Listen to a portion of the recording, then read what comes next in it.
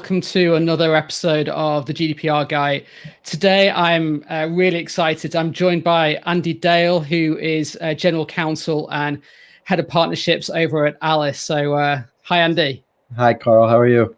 Yeah, doing really well, It's 8:30 in the evening. It's been a long week, lots of privacy fun going on. Tell me about your world, Andy. You work at Alice, a company, I'll admit, I hadn't actually heard of until quite recently. But when I did my research into it, it sounded really quite interesting, really quite cool. So tell me all about it, what you do there. It's been great. I joined right at the end of April, and so my last company, we sold the company to MasterCard in October of 2019, and I was helping doing the transition there, and got introduced to Greg Siegel, the CEO of Alice, through a mutual friend. And just like you described, Carl, I started talking to him. We hit it off.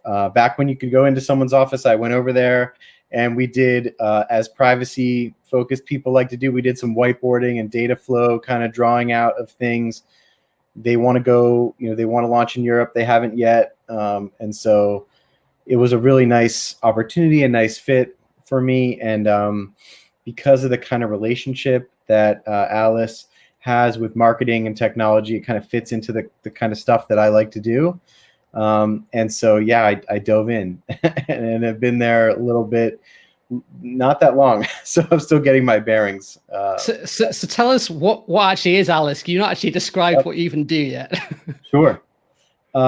It's a tool that's really used for account-based marketing. So B2B, software sales, and the gifting component of it is used to nurture and create leads and provide gifts to a person rather than a persona.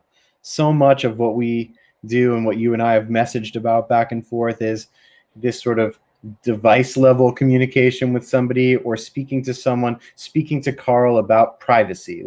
But you have many things in your life, and sales are not typically made just based on the fact that you do privacy during the day. I'm better off reaching out to someone. If someone wants to reach me, they're better talking to me about cooking than they are probably about privacy. I like to talk about that a little more. So it's that aim, and that, as you know, that comes with many privacy challenges. And so people like us are attracted to a job like that because it's not easy. It's a little bit tricky.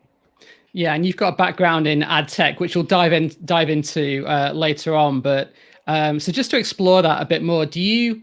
I guess I'll backtrack a little bit. One of the interesting things in privacy that I found is, and many of kind of peers in the industry, you either kind of hate the people that work for the Facebooks, the Googles of the world, or you're one of the people who relishes those kind of challenges, that kind of defeating those problems and kind of overcoming the barriers that people think aren't possible. And I guess Alice is really in that bucket of, you're working for a company that is trying to do B2B sale, or assist with B2B sales and create relationships based on personal data. I mean, personal with a capital P, really. It's all about people. So it sounds like you really enjoy that kind of really overcoming what people think isn't really possible.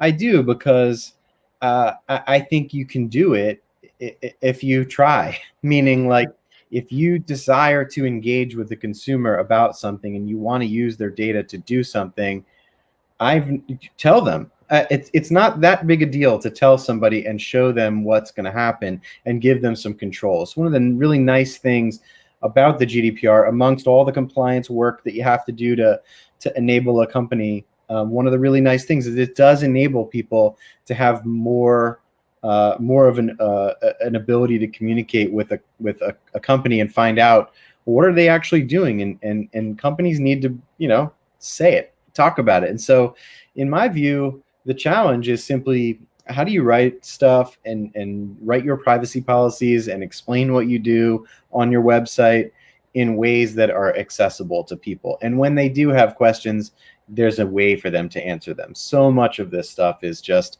that basic, in my opinion. Yeah, I mean, it's a pleasure to hear, especially a lawyer, say something like that, rather than trying to fill it all with legalese. But it sounds like you're very positive about what the privacy laws can do. Do you think privacy people in general are afraid of the law or afraid of the boundaries it gives us? I think maybe that's changed over time. We've been living with the GDPR as a great example. We've been living with it for a few years now. We've seen what companies are doing.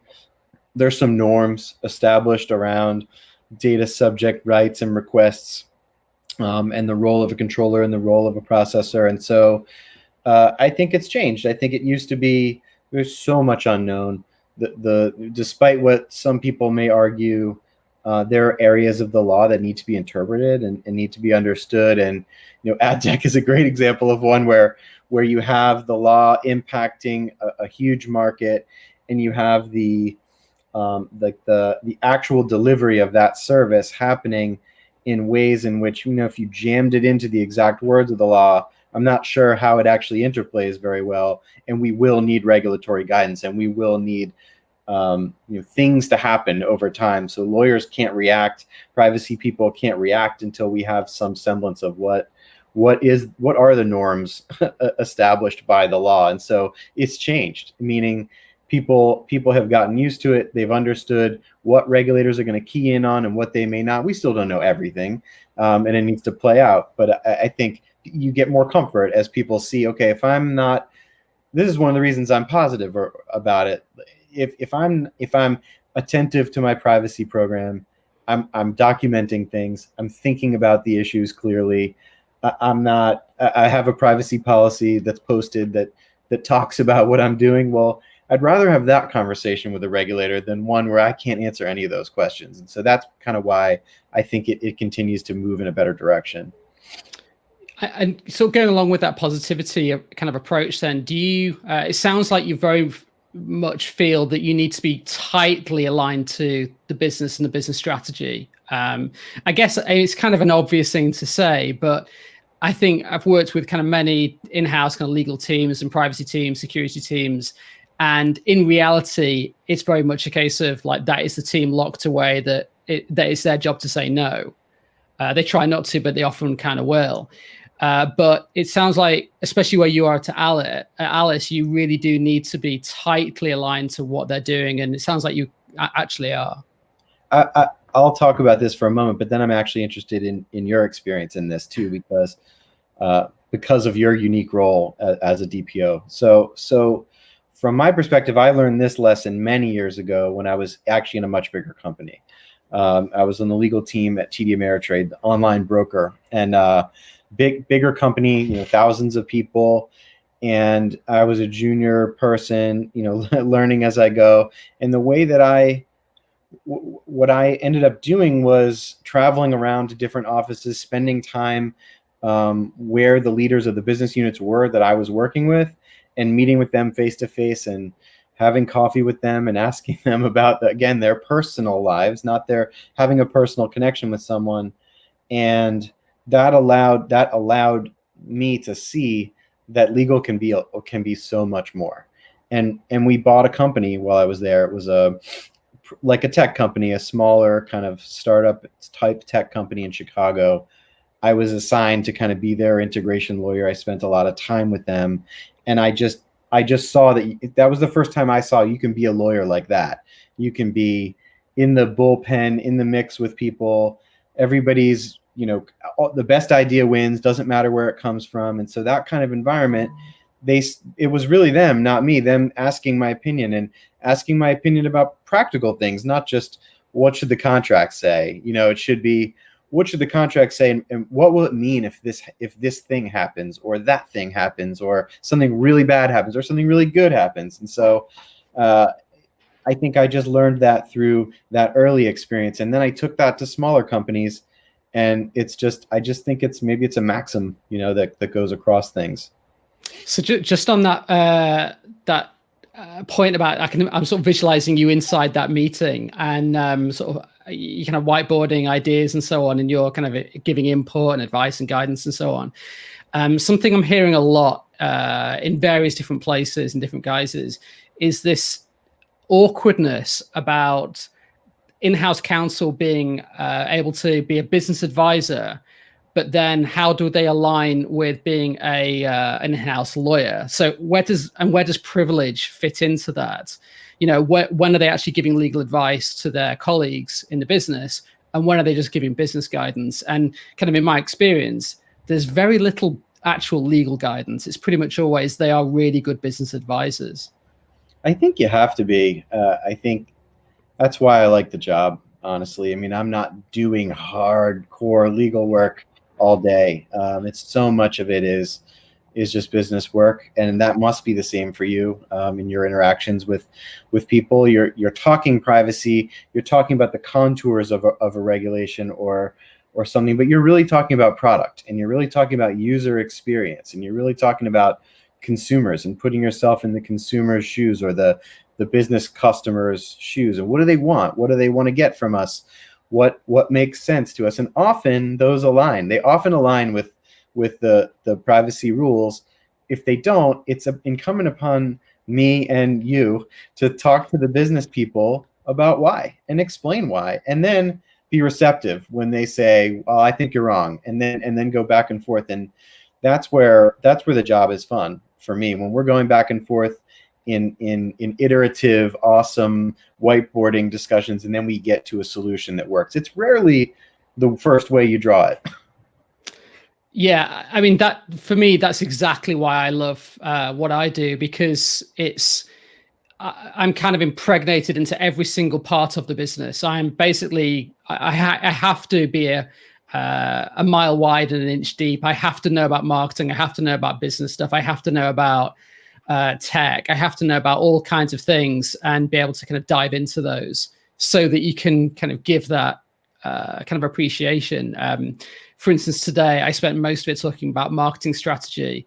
And when it did dip into privacy rules, it was very much a case of like, forget what the GDPR says.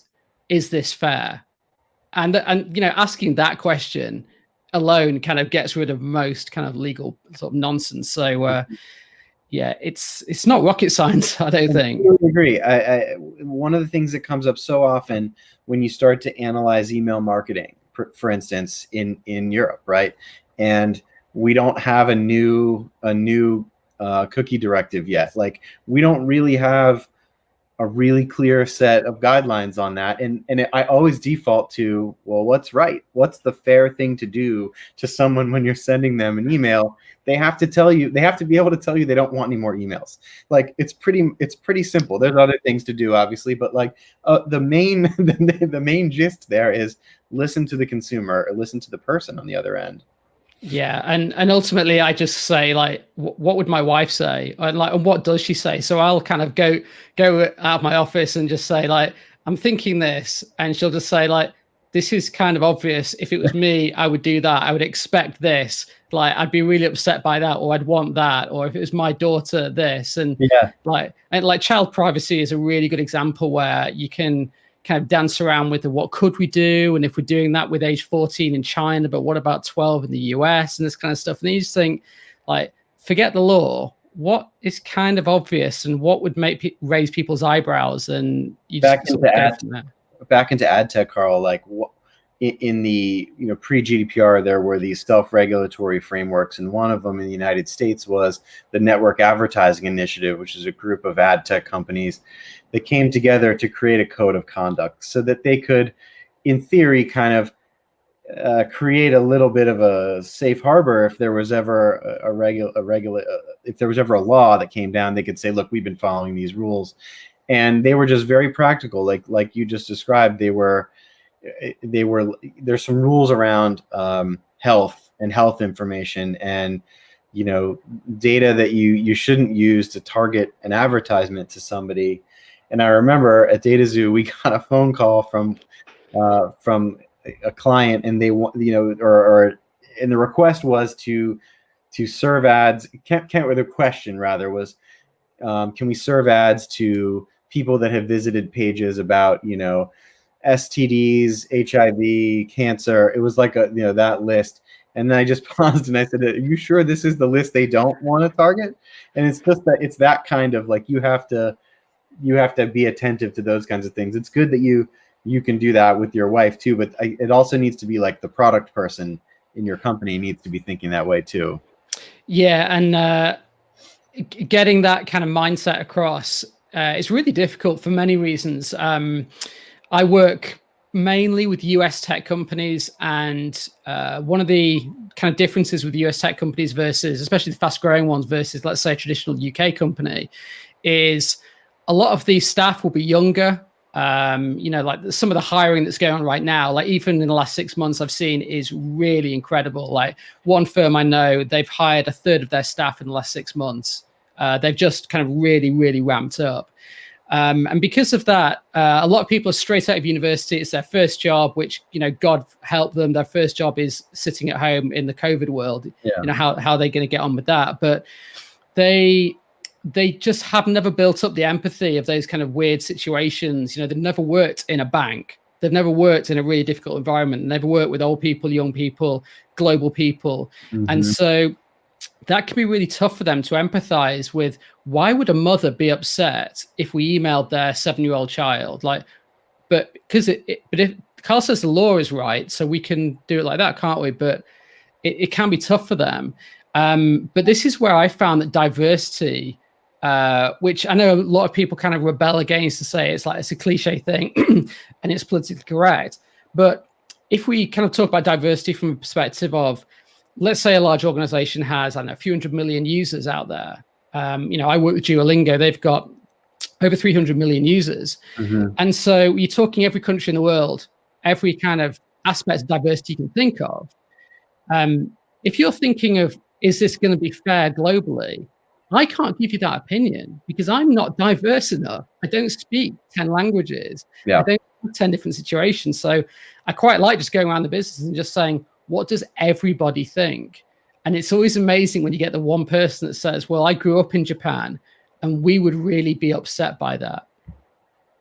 And that's what where I think diversity really helps with that opinion and getting across to the product manager, like you were saying. Yeah. Not every company has that benefit. I mean, we're in growth mode here in Alice, right? And I haven't been to our office really, other than to whiteboard when I met the team before COVID. So I think people are missing some of that for sure, especially being brand new. I can empathize with being brand new.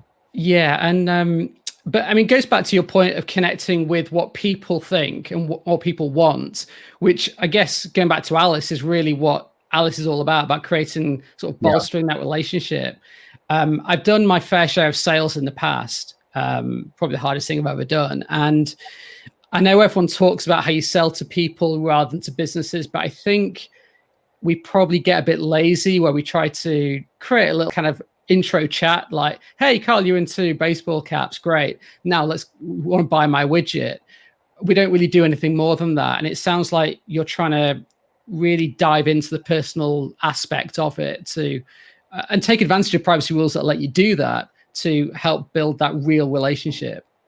Yeah, I mean, we want to utilize data, and we want to utilize it in a way that creates a bond or creates engagement. And if someone doesn't want us doing that, we won't do it. The customer or the end gift recipient will receive an email. It used to be a mix of email and direct mail before everyone was working remotely, and probably it'll come back to some extent. But I think there's a lot of companies sending sort of an intro email, trying to make a connection. The gift is there to sort of say, I've thought about you a little bit. It's a fine line, what you want to send someone and what you don't, what they're comfortable with. And then that person goes and actually interacts with Alice. It's not white label. So we do have a consumer relationship at that point. So then there is a moment where we're being clear about processing data. This is Alice. You are now in Alice. You are putting data in. Here's our privacy policy. This is Alice. Here's where you go if you need something. And so I think that's what we're trying. We're just trying to do it transparently and just say, yes, you are getting a gift. This is what's happening. And here's the data that we need to give you the gift, and here's what we would do with your data after we have it. I think it's quite refreshing actually to hear such transparency about how a service works, and also around an area that let's be honest, everyone is afraid of, especially general counsels. It's every day that general counsel will be sort of issuing things like anti-bribery rules and training, and people are very afraid of stuff. Even especially in the sales world, people are very afraid of stuff. But I think people are so afraid that they just shy away from what they can do. And the same goes with data. Like, we just think that I'm not really sure about that. I've never done it. I'm not going to bother. Whereas you guys are saying, look, we know what you can do. We know what people actually do want. And we're kind of embracing that and going with it. Nobody has to book a meeting with somebody. I mean, the gift is made. Somebody can accept the gift. They can book a meeting. Sometimes we have different settings. You can just provide availability for a meeting. I can, I'll send you a thank you gift after this, and it won't. Actually, I can't. Actually, our system blocks the EU. So when we're live, I'll send you a gift. But the point is, I mean, there are controls in the platform, and there are things you can do if you need someone to have additional terms and conditions about whether their organization allows them to accept a gift or not. But it's not. There's no gift for sale. It's the gift, and do you want to talk to me or not? You don't have to. And it must be a pleasure working in a business that's all about effectively making people happy, like whether it be salespeople or like ideally the recipients. It's a nice business to be in, surely.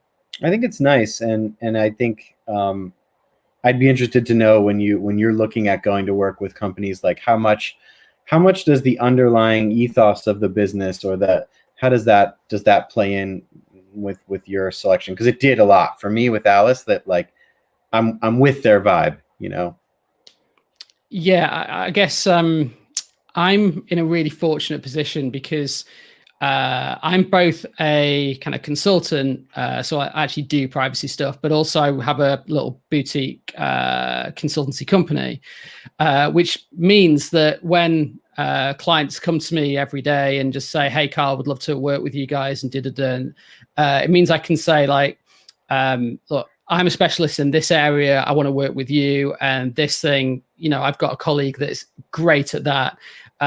Health sector, for instance, is one that I've worked in that I just don't really have the live skills and also desire to work with. So one of my colleagues is great at that. So I can be really picky and quite selfish about the people I work with, which is fantastic. In terms of kind of the ethos, it can actually be really difficult to know the true direction, because you can get pitched by like a CEO and say like, we've got this product, we're going to help the world, we're going to do da da da, and then you kind of get into it and realize like, no, it's a really dodgy company that are actually using that as a shell to sell data, and it can be really hard to tell. But I found, just as kind of you are talking, that it's really all about connecting with those people, and if you just get that good vibe of, I really believe in what they're doing. I mentioned Duolingo, so like leading privacy for them. Their mission is to give free language learning to the world. There's not really a lot you can kind of argue against on that one. Right. Another one is Huddle, which is a sports platform that essentially gives all high school kids in America, as amongst there's other stuff they do globally, but high school kids in America, wherever you're from, the chance to elevate yourself and get a pro contract. And I think many people that work in Huddle don't quite realize the enabling they're giving the US. You could be the poorest child in the middle of Detroit. The fact you can play football and you've got an internet connection means you can show off yourselves to the world. And that is incredibly powerful. You are genuinely changing lives, even if you're just doing a bit of privacy stuff. So, it really does help motivate you on a day-to-day basis. And it sounds like you're in a kind of really similar boat. I got a taste of that when I was at TD Ameritrade. I was really aligned with what they were doing. I mean, they're just creating tools to enable people to trade and just giving them as much power as they possibly could, with as many different levels of skills, education, learning. whatever. I was on board because they were just very decent. And when I joined DataZoo, the ad tech company, ad tech is a lightning rod in a lot of ways. And so that I had to get used to that this is a little bit of a different dynamic where where the industry is. I thought we did a nice job of adhering to the codes, adhering to the NAI code. I sat on the board of the NAI. So amongst that lightning rod, I think we were really trying to be attentive to those things, but you're always going to get, there's always criticism around ad tech because of the nature of the internet and of people feeling like, well, what am I getting when I go read an article or I go look at a website? Am I really aware that I'm getting something by that? Should that really just be mine without me having to share any pseudonymous data or cookies or device IDs or anything like that? And that debate still rages. And so it's interesting. Yeah, and people talk about the harms that kind of creates and leads to. Do you think the press, I mean, we could talk about the press all day long, but even just the privacy people, lawyers, in-house counsels, do you think we in the industry do a fair job at representing the real harms that happen? Do we underplay them? Do we overplay them? What's going on in your experience? Because you've seen a lot of that. I'm laughing just because I'm thinking about, do you remember the company Turn? Yes, I've worked with them. Friendly with the many years ago general counsel of Turn, and I was having a drink with him one time, and I remember him just saying, like, "Where's the harm? I don't understand. Where's the harm? I don't get it." And he was just being sort of like vociferous about it because he just didn't. It wasn't clear to him, and he's running the legal department for that company, and and they had a lot of things that they needed to deal with and associated with trying to figure out what the actual harm is. And I don't think we do a great job of it. And I think what's happened is two things. One, the world has been inundated by breaches of trust. And you have Snowden disclosures, you have you have massive data breaches, Yahoo, Clearview AI with all the facial images, like just billions of records, Facebook doing things in ways that would just are sort of really, really troubling. And so we really have we don't really have a great way to quantify the damage. It's a little bit easier, maybe when there's a whole bunch of when the data is Equifax or there's a financial loss or there's something, but it's very difficult to quantify what happens when your identity there's a breach and there's an identity issue. Like at a company I was at, we had an internal breach and someone filed my taxes for me. Like huge pain, but like, am I getting money for that? Not really. Yeah, I can imagine. It's I personally really struggle because I work in privacy all day long, have done for a long time, but I also see a lot of the benefits that ad tech brings and what infringements on privacy bring. I'm surrounded by Google devices on a daily basis, mainly because I buy them because I really do like them. I actually counted yesterday how many Google listening devices are in my house, and there's 23. So yeah, and I still want to buy more stuff, but I've in my head assessed the risks. I've assessed the risks of sitting in my front room and worrying if Google are listening to me versus the utility, the benefit of me being able to ask them to do stuff. I'll be honest, the only harm that I kind of really feel from Google Home, actually, specifically, is from my wife, I'll mention again. And that's because she thinks the Google Assistant is flirting with me. because I'll say last for the time, she'll tell me, I'll say thank you. And she'll say something like, "You're very welcome indeed." But if my wife says thank you, the Google Assistant doesn't reply. So maybe there is some kind of truth to it, but I think going back to that kind of diversity point, I have to question my own opinion, and I have to go to my colleagues and just say, like, look, you're a 25-year-old kid at university with a PhD in language learning. You're a 38-year-old volleyball coach in Lincoln, Nebraska. Like, what is your opinion? You've got kids, you've got grandkids. What's your opinion? And just try and break out of my own privilege, my own kind of myopathy, and sort of, it can be really tough to know and judge those harms. Yeah, I mean, as a lawyer, you're trained on damages. What's the damage? What's the financial damage? What's the actual injury that someone suffer? And it's very difficult. Very difficult. I don't think we're there yet. Yeah, I do. I mean, because I work pretty much always in tech, there is that kind of famous thing of like, are we the bad guys? I remember it was the first few Star Wars films where there's that kind of flip where you start to realize that are the bad guys actually the bad guys? And I know you're a bit of a sci-fi fan. I picked up. Is that right? Yep.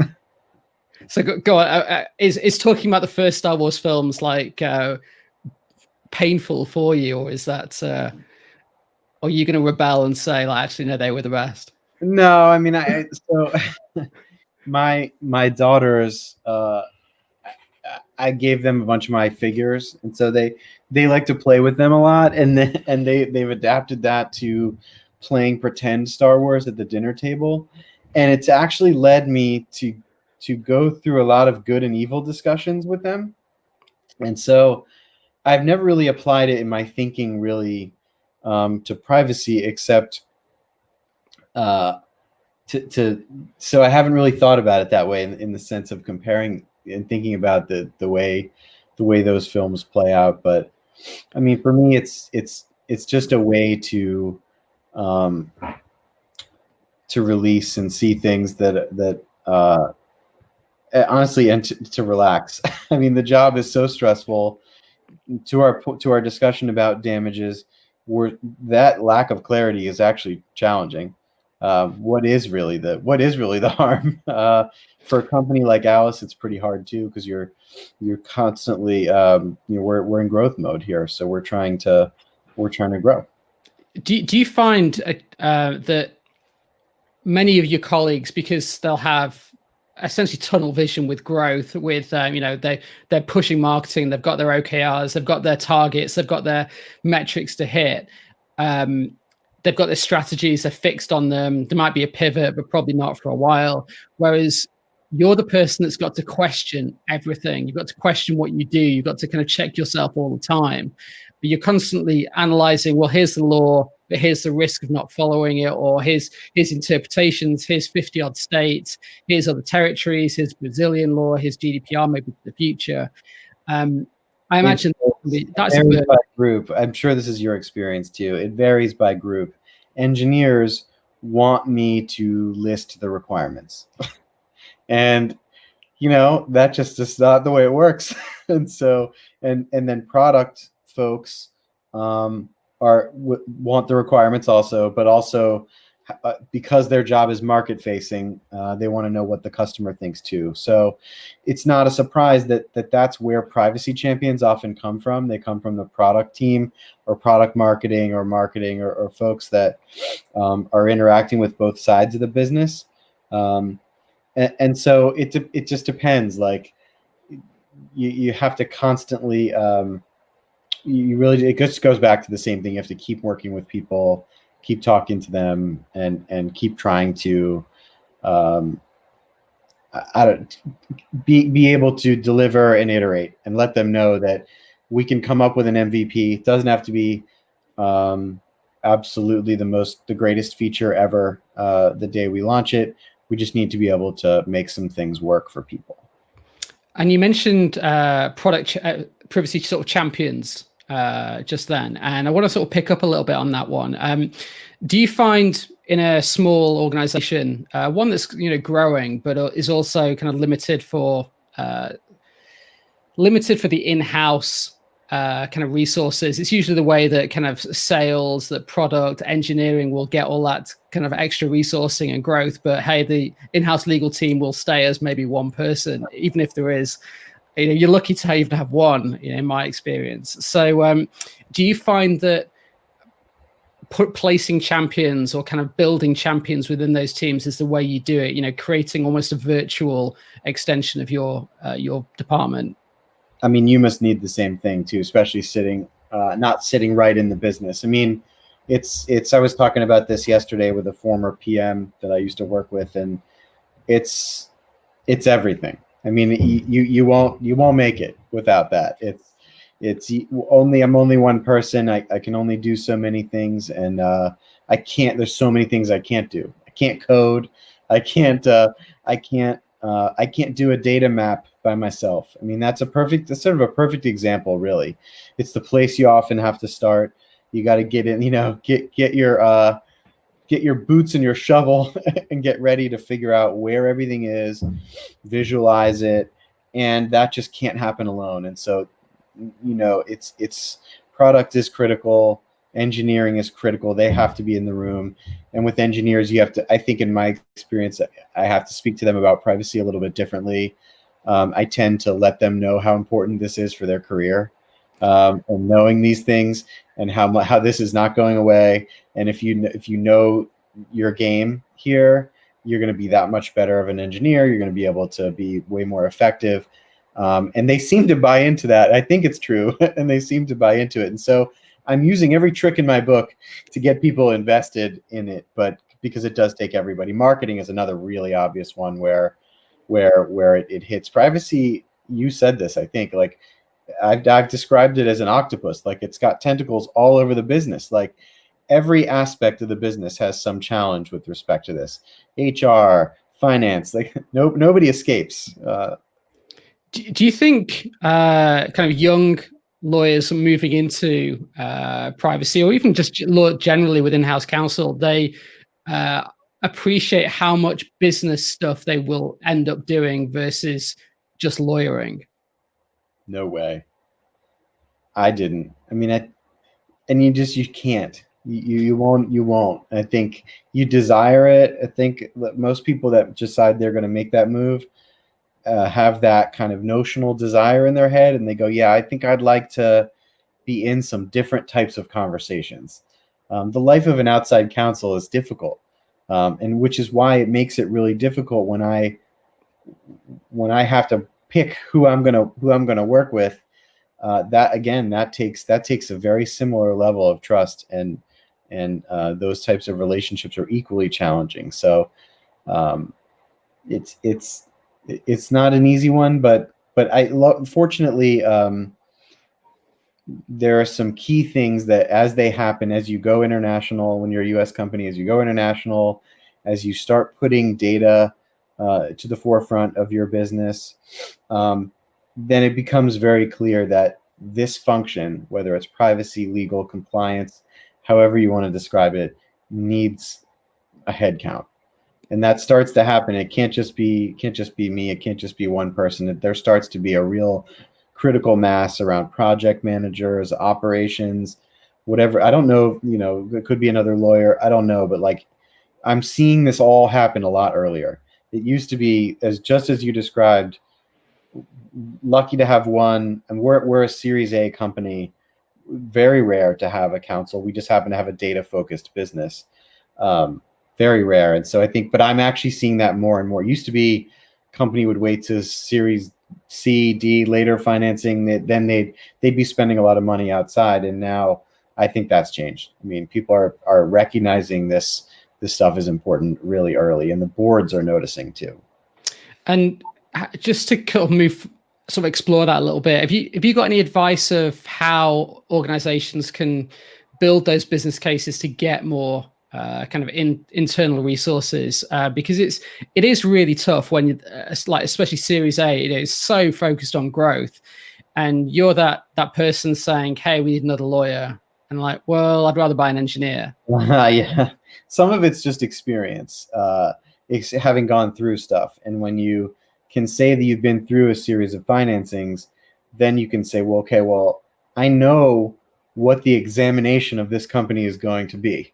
So I know all of the things that are going to be asked and scrutinized about us by an investor, especially if they're a top tier investor and they've got a really large law firm behind them. I know what that's going to be like. And what that's going to be like is producing a whole lot of things that maybe aren't fully baked with us yet. And so we can either try to figure this out outside. It's gonna be a lot of money, probably more money. And so then it gets into that kind of dynamic where you say, because you have to tie these things to the critical elements of the business. It's the best advice the CEO of DataZoo ever gave me. He was a former lawyer, and he said to me something like, always stay close to the revenue. Always. Like, no matter what you're doing, stay close to the revenue. And that he meant that in a whole variety of different vectors. And one of those is financing revenue. And what does the company need to fuel itself and keep going? And if you're the gate in some way between that, pitching it that way and thinking about it as it needs to be value. It can't just be a cost center. Yeah, and the DPO role, the data protection officer role that I often fulfill is like the absolute manifestation of that, because depending on who you talk to, especially people in Europe, many will say that it's actually a role that's there to defend and protect the individual, like the data subject, the consumer, rather than the business.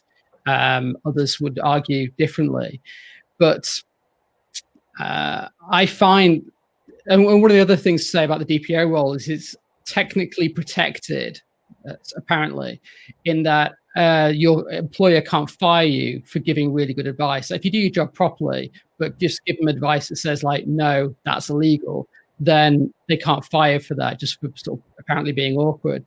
Now that's kind of nice, but let's be honest, there's plenty of ways you can fire someone, especially in the US, without any kind of damn good reason. Yeah. So I think those protections are kind of wildly over exaggerated. But to go back to your point about aligning to the revenue, a great example with the DPO is to be able to say like, yeah, here's the law, just like you would. But in my experience of working with marketing, these are the risks. These are the techniques people are applying. And I'll be honest, these are things people are doing that are breach of the law and what's happened to them. I'm going to give you every single scenario, the good, the bad, and the ugly, and let it be the business call. Clearly, my formal advice will always be to do the right thing, but you've got to understand why people have failed and why they've taken the risks so that you can really judge that. Because what I personally don't want is a business that just says, Carl's given us the law and we're following it precisely, because they will end up being too afraid to do stuff. And Alice is a great example where if I explain that to somebody and the GDPR or even US law, they'd say it's not possible. They'd just be too afraid. And so, yeah, you've got to be aligned to marketing. And lastly, if the business isn't doing very well, you're going to get fired because he can't afford you anyway. Yeah. So, and COVID is a great example. People talk about what's going on COVID times. Well, hey, people are taking risks, they need to survive. And I think we need to be very cognizant of that. Yeah. The way I have sold the DPO internally, and we use an outsourced model. We're not at a point where I'd be the only person that could serve in that role, and I can't really do that because of all the other things that I'm helping Alice with. So it is an outsourced role for us, and the way I position it is, it's required. But in addition to it being required, if you pick the right person, it's wildly helpful.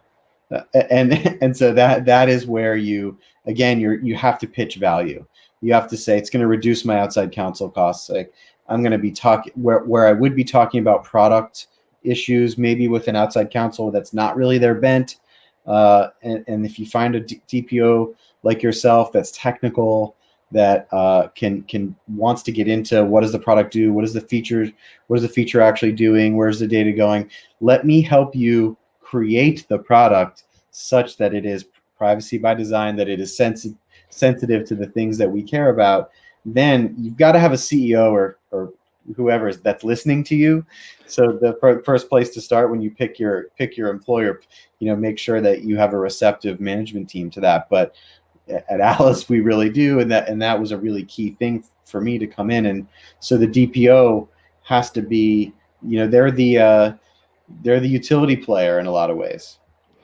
And how do you stop yourself getting overwhelmed by all this? I mean, especially in startup world, in tech right now, especially is incredibly difficult time. B2B sales is a really, really difficult time. And, you as a business, like your business has got this, you personally have got this, but how do you personally, how are you dealing with this, even on a day-to-day basis, whether it be sci-fi or what are your kind of techniques to staying in the right headspace? Well, it's probably a lot like yours. I mean, I relax with the family. I try to make sure that I unplug, which is not easy.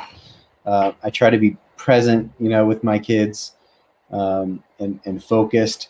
And then the other thing, then just kind of on the actual business stuff itself, it does stress me out. I mean, I think the first step is admitting it that I'm a happy person, and I try to be positive, and I joke a lot, which helps me, but it does stress me out. And so the first thing is acknowledging it, looking at what my stress is about, and then trying to focus on drive to the incisive part of what I can fix. And then if there's parts I can't fix, I've got to go get help to fix it. And that may be a DPO, that may be an outside counsel.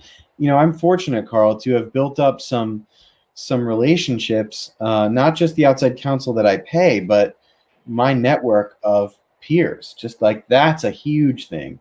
I have people that I text regularly just to say, and interestingly, because ad tech, when I was in it, ad tech, as you know, is really complicated technology. And many of those big platforms are driven by advertising revenue. And so all those lawyers from all those little tech companies, they've matriculated to these platforms. So most of them are at large platforms now. So I can text people from much larger platforms I've previously been friends with them. So I don't have an agenda. They know I don't have an agenda. I'm just wanting to know, and they're wanting to know from me, and we're wanting to know from each other, are my positions crazy or are they rational? And that gives me a lot of help, just that network. I've asked you questions. There need to be people that you do that with, because otherwise I would go crazy.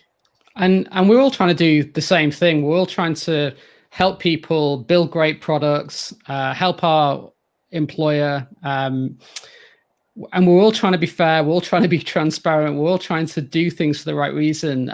You can pick companies like Facebook, like people will criticize them all day long, Google, whoever. But if you ask any of their people and just say, are you trying to do the right thing? The answer will always be yes. How it actually kind of manifests might be something completely different, but we're all pushing in the same direction. And I guess back to your point about your network, it's great when you can turn to people that have faced, that have been in the real trenches of complex stuff.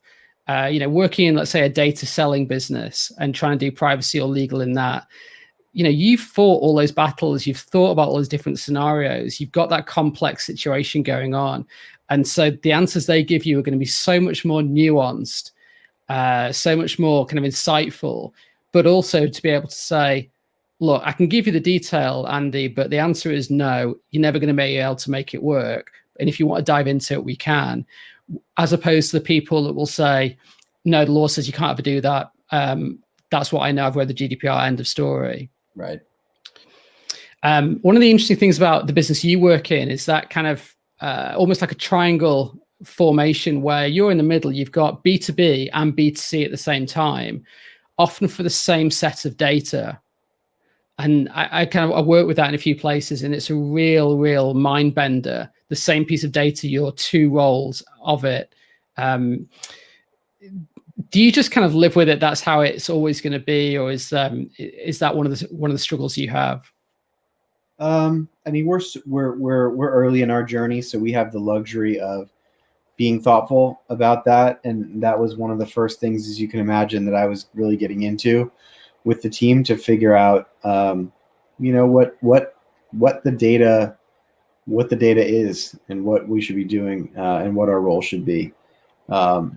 So we have the luxury of being in a situation where we can execute features and development by design, and we can look at the data and its use cases, with a privacy framework in mind.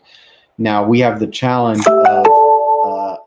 of the CCPA in the United States, and the CPRA, which is the next iteration of this on the ballot in November. So again, we're sort of staring at a whole bunch of gray again here in the US. So it sort of circles back to just continuing to do your best. And I do think, yeah, maybe I am just living with it, but I'm living with it. Again, I'm living with it transparently with the customer. I'm talking to the customer about our respective roles. I just think we have to. We just have to say, you're the controller here, we're the controller here, we're the processor here. Like, that's it. And with the consumer, where there's an interaction there, you just need to make whatever you can available to them, I think. You're making it sound really obvious, and I guess it kind of is. It's about fairness and transparency, which are very, very vague words. But here's what makes it. You're absolutely right to say, like, well, it sounds easy when you say it like that. It sounds easy. It's not, because privacy policies are garbage, and I think that's the thing that really needs to change. And I don't have the answers. You don't have the answers, but we need to be innovating in this place, and nobody is innovating in this place yet. You have 20 Google devices in your home. Wouldn't it be nice if when you bought Nest, I'm making this up, this is Star Wars, right? A hologram pops up and talks to you about what it's going to do with your data. Here's what we're going to do with your data, Carl. We're going to flex your temperature up and down based on the parameters that you set. We're going to share your data with certain parties to improve Nest and our functionality. We're going to use your data to improve our security, and we're also going to use your data to send you relevant marketing messages. I think most people are going to go, okay, I want Nest, and then they're going to go for it. I think there needs to be some innovation in that space, because right now, I mean, privacy policies are the best we have, but I mean, they are what they are. Yeah, I couldn't agree more. It's an awful place. You've got the law saying you have to explain every single detail in a sensible approach that people can understand, which is a complete oxymoron, really. You've got any complex business, or any kind of a business such as yours is moderately complex compared to many B2C or B2B ones with those kind of dual roles you have. So trying to explain that, as well as trying to explain people going to your website and then they log in, all these different kind of things that are going on, it can be really tough to get that into a simple form. So innovation is going to be key, where you can ask those simple questions off the platform and something, but no one's really seeing it. And I think personally, until we see some regulatory action that says, hey, you had everything detailed there, but it wasn't simple enough, I don't think anything will change. I think it just becomes, we carry on as lawyers and privacy people of just saying, let's stick all the detail in there and tick the box. What do you think about data transfers and about standard contractual clauses and the future of that? I know it's a huge question, but so I'll give my football analogy. So if we look at let's focus on the GDPR for a minute. If we look at GDPR as being like the law, the rule book that has been written by, let's say, the Association of Referees that every sport kind of has, but at the start of each season, many of those referee associations say, okay, how are we actually going to interpret and apply these rules this year? We might not actually change the rules, but we might say, well, a handball in football is actually this way, or interference in American football is actually, we're going to class it as that, and we're not going to rule against on that. So for data controllers, processors, companies, what I always say is, yeah, look at the rules, but the role of the referees, like the regulators, and what they say is even more important than the rules themselves. Because if they say at the start of the season, they're not going to enforce against this kind of passive interference, then, as long as it's not too unfair or anything, then, that those are the margins you should be exploiting. Mm-hmm. So we need to be thinking about kind of the interpretation of the rules rather than necessarily the rules themselves. And so in the case of transfers and SCCs and so on, go and talk and listen to what the regulators are saying. And if you look at across the EU recently, we had 2 German regulators say, no, there's no way you can share data to the US. But every single other regulator, including the UK one, the ICO, and also the Referee Association, the European Data Protection Board, they said, go for it. If it was meant to have been banned, the court would have banned it, which they didn't.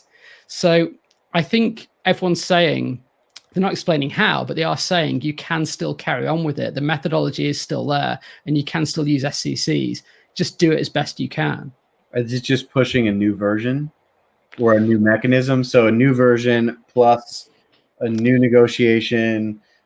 Is that what it's drive? I mean that's what's going on is kind of parallel. You've got people saying how to really solidify the SEC contracts, or the SECs, but you've also got the path of Privacy Shield Next Gen, or Safe Harbor version 3, or whatever you want to call it, which is no different. It's just going to be a piece of paper that said, yeah, we've all read it and signed it, which we haven't read it, and we'll just kind of carry on regardless. Has anyone read the SECs?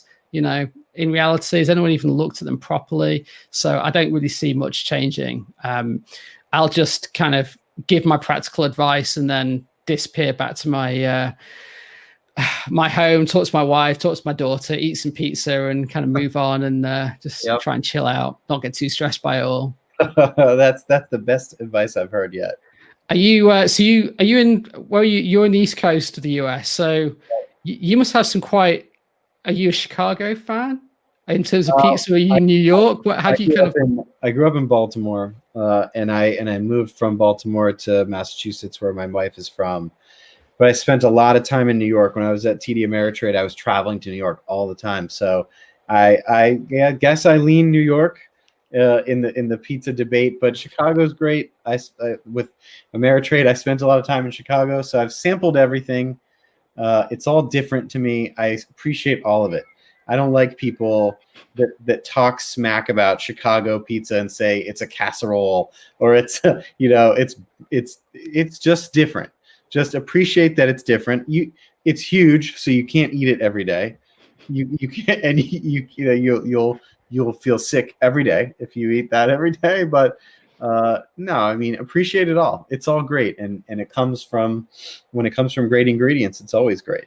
Yeah, pizza is great, and that's kind of the end of it. Even if you might scatter on a few piece of pineapple, or God forbid, cover it in salad leaves, like, I mean, maybe not that, but it's still pizza. It's still good stuff. Was that you that talked about the salad leaves all over the pizza? I think that was you. I mean, for me, salad. Yeah, I mean, what that is about, but kind of that aside, I think we just, especially right now, we're in a difficult place globally, and I think we just have to see the light, see the goodness in everything, and whether it be privacy or pizza or Star Wars Episode 1, I think we have to kind of acknowledge that it's all good, whatever flavor it is. Totally. It's been great to talk to you, Carl. I hope to have pizza in person with you sometime. Absolutely. You've probably both been vaccinated up, and probably about 5 years from now. But yeah, it's great speaking to you, and thank you very much again. All right, I'll talk to you soon. Thanks, Carl. Cheers. Take care. Bye.